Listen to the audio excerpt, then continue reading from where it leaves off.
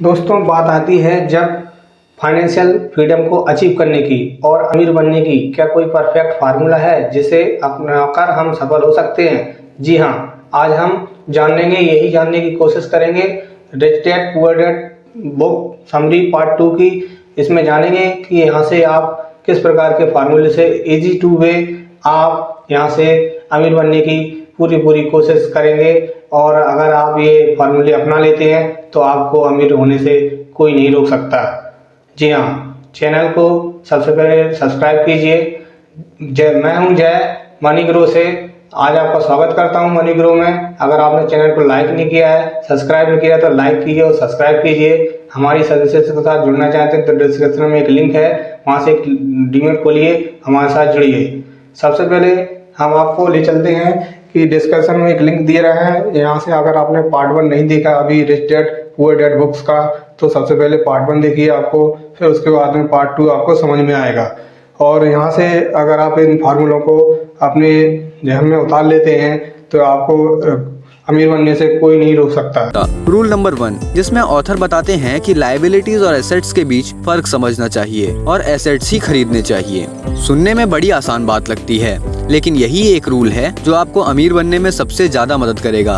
अक्सर गरीब और मिडिल क्लास लोग लायबिलिटीज को ही एसेट समझ लेते हैं, मगर अमीर लोग जानते हैं कि असल में एसेट्स होते क्या हैं और वे उन्हें ही खरीदते हैं। अमीर डैड ने ऑथर और उसके दोस्त माइक को यही सिंपल बात सिखाई, जिसकी बदौलत वे इतनी मजबूत फाउंडेशन रखने में कामयाब रहे।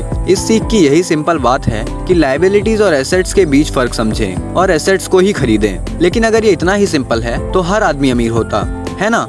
मगर यहाँ मामला उल्टा है। ये दरअसल इतना सिंपल है कि हर कोई इसके बारे में सोचता तक नहीं है। लोगों को लगता है कि उन्हें लायबिलिटीज और एसेट्स के बीच फर्क पता है, मगर उन्हें सिर्फ लिटरेसी के बारे में मालूम है, फाइनेंशियल लिटरेसी के बारे में नहीं। लायबिलिटीज और एसेट्स आखिर में होते क्या है, आइए समझते हैं। लायबिलिटीज आपकी वो चीजें हैं जहां से आपको पैसा कभी नहीं आएगा। मतलब इसको आप अपना पैसा देकर खरीदते हो सिर्फ अपने इस्तेमाल के लिए, जहां आपको एक भी रुपया नहीं मिलेगा। और वहीं एसेट्स वो चीजें होती हैं जिसको आप पैसा देकर तो खरीदते ही हो, लेकिन वो चीजें जिन्हें आपने खरीदा है उसी चीज ने आपको पैसा बनाकर देना शुरू कर दिया होता है। अब आपके मन में आ रहा होगा कि क्या इस सिंपल से रूल को सच में प्रैक्टिकली अप्लाई किया जा सकता है और अमीर बना जा सकता है? आइए एक एग्जांपल से समझते हैं। जैसा कि हम समझते हैं, एसेट्स वो चीजें होती हैं जो आपके लिए पैसे कमाने का काम करती हैं। मान लो आप कोई घर खरीद कर उसे किराए पर देते हैं, तो उसी किराए से आप वो लोन भी चुका सकते हैं जो आपने उस घर को खरीदने के लिए लिया था। अब घर भी आपका हुआ और उससे मिलने वाला किराया भी। इसके उल्टा लायबिलिटीज आपकी जेब से पैसे खर्च करवाती हैं, जैसे कि घर खरीदकर उसमें रहने से आपको कोई किराया नहीं मिलने वाला, तो वो घर आपके लिए लायबिलिटी साबित होता है। तो अब आप समझ गए होंगे कि अगर अमीर बनना है तो एसेट खरीदना पड़ेगा। अमीर लोगों के पास ज्यादा पैसा इसलिए होता है कि वे इस प्रिंसिपल पर यकीन रखते हैं। वहीं दूसरी तरफ गरीब लोग इस प्रिंसिपल को ठीक से समझ ही नहीं पाते। इसीलिए इस बात पर जोर दिया जा रहा है कि सिर्फ लिटरेट नहीं बल्कि फाइनेंशियली लिटरेट बनिए। ज्यादातर लोग इस फर्क को ही नहीं समझ पाते और वह गरीबी में जीने के लिए मजबूर हो जाते हैं। रूल नंबर 2, जिसमें ऑथर बताते हैं इनकम स्टेटमेंट को प्रॉफिट और लॉस का स्टेटमेंट मान के चलना चाहिए। इसका सिंपल सा मतलब है, इनकम होता है आपके पास कितना पैसा आया और एक्सपेंस होता है आपसे कितना पैसा खर्च हुआ। सिर्फ नंबर से कुछ नहीं होता। फर्क तो तब पड़ता है जब आप अपनी कहानी खुद लिखें। ऑथर बताते हैं अधिकतर परिवारों में ये देखा जाता है कि जो मेहनती होता है उसके पास सबसे ज्यादा पैसा होता है, मगर उसका क्या फायदा जब सारा पैसा लायबिलिटीज में ही खर्च हो जाता है। अगर यही उनका तरीका रहता है तो सारी जिंदगी वे मिडिल क्लास ही बनकर रहते हैं, या फिर क्या पता उससे नीचे भी चले जाएं, क्योंकि आप देख सकते हैं उनका सारा पैसा लायबिलिटीज में ही खर्च हो रहा है। कभी rent, car loan, house loan, credit card जैसी चीज में उनकी सारी कमाई इसी में खर्च हो जाती है। दूसरी ओर गरीब लोग जिनके पास कोई लायबिलिटीज तो नहीं होती मगर उनके पास कोई एसेट्स भी नहीं होते, वे भी पैसा कमाते हैं, सैलरी मिलती है, मगर हर रोज के खर्चों में ही सारा पैसा उड़ जाता है। ऑथर एक एग्जांपल से समझाते हैं। मान लेते हैं एक गरीब आदमी $1000 कमाता है, उसमें से $300 वो अपने छोटे से घर के किराए में खर्चता है, $200 उनके आने जाने का किराया होता है, $200 टैक्स, $200 खाने और कपड़ों में खर्च हो जाता है। अब उसके पास बचा क्या? कुछ भी नहीं। और कभी कभी तो उधार लेकर काम चलाना पड़ता है, जिससे वो और गरीब हो जाता है। इसके अलावा अमीर लोग एसेट्स खरीद कर रखते हैं, फिर उनके वो एसेट्स उन्हें पैसा कमा कर देते हैं। उनकी कमाई इसी तरह 2 से 4, 4 से 8 होती जाती है। अधिकतर अमीर लोग दिमाग से काम करते हैं। वे घर लोन पर लेकर उसे किराए पर लगा देते हैं। बिना मेहनत के हर महीने किराया मिलता रहता है, जिससे वो अपना लोन भी चुकता कर लेते हैं और अब वो घर भी उनका होता है और उससे मिलने वाला किराया भी।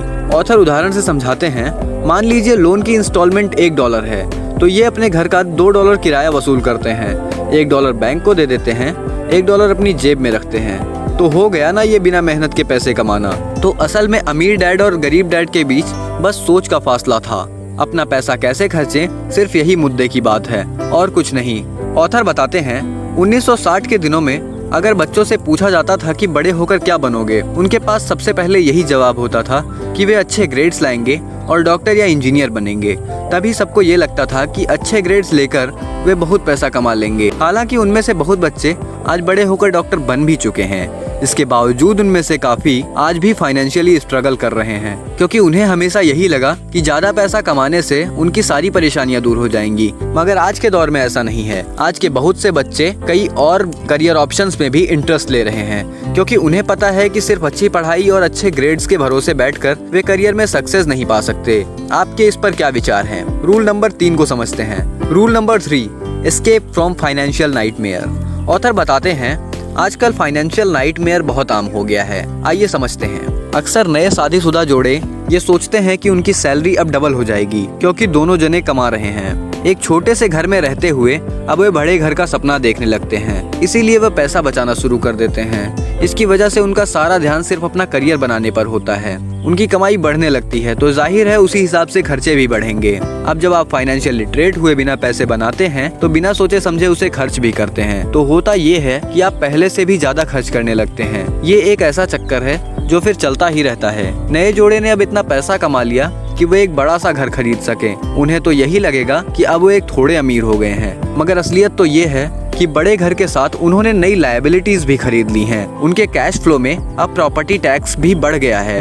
अब उन्हें एक नई गाड़ी भी चाहिए, फर्नीचर भी, और सब कुछ नया चाहिए। उनकी लायबिलिटीज बढ़ती ही चली जा रही हैं और ज्यादातर होता यही है कि इनकम के साथ साथ खर्चे भी बढ़ने लगते हैं। फिर एक दिन अचानक इस सच्चाई का खुलासा होता है, मगर तब तक वह उस रैट रेस में बुरी तरह फंस चुके होते हैं। फिर ऐसे ही लोग हमारे ऑथर रॉबर्ट के पास आकर पूछते हैं कि अमीर कैसे बना जाए। अब यही सवाल तो मुसीबत की जड़ है, क्योंकि सबको लगता है कि पैसा ही हर चीज का इलाज है। ये मानना ही एक बड़ी गलती है। उनकी समस्या ये नहीं है कि वे ज्यादा नहीं कमा रहे, बल्कि ये है कि जो कुछ उनके पास है वे उसे मैनेज कैसे करें। एक कहावत है जो यहाँ पर लागू होती है, जब तुम खुद को एक गहरे गड्ढे में पाओ तो और खोदना छोड़ दो। क्यों ज्यादातर लोग पब्लिक स्पीकिंग से घबराते हैं? साइकेट्रिस्ट का मानना है कि लोग इसलिए घबराते हैं क्योंकि उन्हें रिजेक्शन का डर होता है। औरों से अलग होने से प्रॉब्लम होती है। लोग हमारे बारे में क्या सोचेंगे, हम पर कहीं हंस ना दें। यही सोचकर अधिकांश लोग पब्लिक स्पीकिंग से दूर भागते रहते हैं। वे वही करना पसंद करते हैं जो सबको अच्छा लगता है। वे खुद को भीड़ का हिस्सा बनाकर संतुष्ट हो जाते हैं, क्योंकि जो सब कर रहे हैं वो जरूर सही होगा,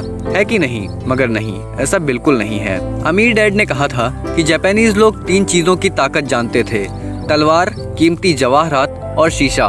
तलवार बाजुओं की ताकत का प्रतीक है, कीमती जवाहरात पैसों की ताकत का, और शीशा खुद की अंदर छुपी हुई ताकत को दिखाता है। ऑथर कहते हैं कि जब आप खुद को जानते हैं, शीशे के सामने अगर आप खुद से सवाल पूछ सकते हो कि मैं सही हूँ या मुझे भीड़ का हिस्सा बनकर रहना चाहिए, तो जो जवाब मिलेगा वो आपकी असली ताकत से आएगा। गरीब और मिडिल क्लास खुद को पैसे का गुलाम बनने देते हैं, इसीलिए वे कभी अमीर नहीं बन पाते। 16 साल के रॉबर्ट और माइक अमीर डैड के साथ हर उस मीटिंग में जाया करते थे। वे अपने अकाउंटेंट्स, मैनेजर और इन्वेस्टर एम्प्लॉइयों के साथ रखा करते थे। यहाँ एक ऐसे अमीर डैड देखने को मिलते हैं जो पढ़े लिखे नहीं है, जिन्होंने 13 साल में ही स्कूल छोड़ दिया था, मगर आज वो मीटिंग्स रखते हैं और अपने नीचे काम करने वाले पढ़े लिखे लोगों को ऑर्डर्स देते हैं, उन्हें बिजनेस के टिप्स समझाते हैं। एक ऐसा इंसान जो भीड़ का कभी हिस्सा नहीं बना, जिसने रिस्क लिया, जिसने लोगों की परवाह नहीं की, जिसे ये डर नहीं था कि लोग उसके बारे में क्या सोचेंगे।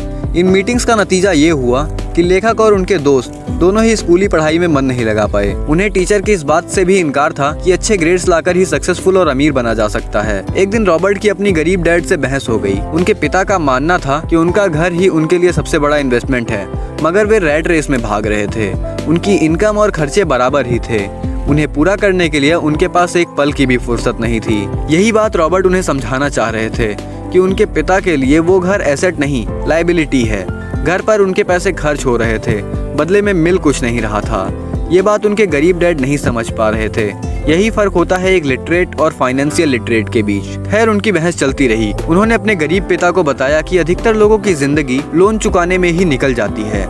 जिस घर को वो खरीदते हैं उसके लिए वे 30 साल तक लोन भरते हैं। इसका सबसे बड़ा नुकसान लोगों को ये होता है कि वे बाकी जगह इन्वेस्ट नहीं कर पाते, क्योंकि उनका सारा पैसा इस घर पर लगा है। उन्हें कभी इन्वेस्टमेंट करने का मौका ही नहीं मिल पाता और ना ही वे इस बारे में कुछ सीख पाते हैं और इस तरह कई एसेट्स उनके हाथ से निकल जाते हैं। अगर इसके बदले लोग सिर्फ एसेट्स पर ध्यान दें तो उनका फ्यूचर कहीं ज्यादा बेहतर हो सकता है। बेशक ऑथर यह नहीं कह रहे कि आप एक नया घर ना लें, बल्कि वह हमें समझाना चाहते हैं कि जितने पैसे से आप एक बड़ा घर लेंगे उतने पैसे आप किसी एसेट्स में इन्वेस्ट करें तो बेहतर होगा।